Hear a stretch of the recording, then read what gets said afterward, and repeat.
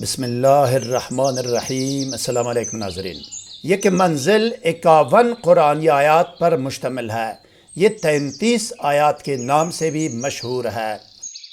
حضرت عبداللہ بن عمر رضی اللہ عنہ نے فرمایا کہ رسول اکرم صلی اللہ علیہ وسلم فرماتے ہیں کہ جو شخص کسی بھی رات کو کتاب اللہ کی یہ 33 آیات کریمہ پڑھے گا، صبح تک وہ 7 مضر چیزوں اور چور لٹیروں سے اللہ کی امان میں رہے گا۔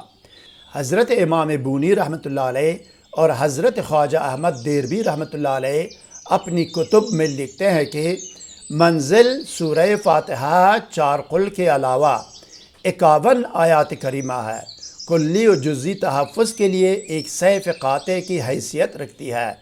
ان کی تلاوت کرنے اور لفظی یا عددی نقش پاس رکھنے سے کلی تحفظ حاصل ہوتا ہے۔ دشمن، خوف و ڈر، چور ڈاکو، جن شیاطین، درندوں، زہریلی گزندوں اور سحر و جادو وغیرہ سے کلی حفاظت ہوتی ہے۔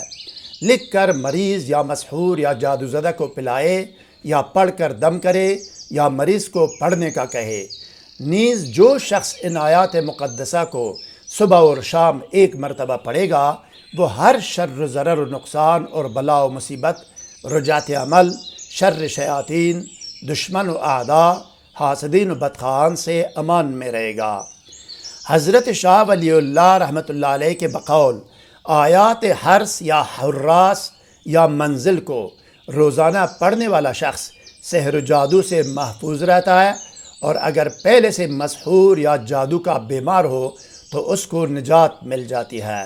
آیات حرس منزل کے نام سے بازار میں آسانی سے دستیاب ہے۔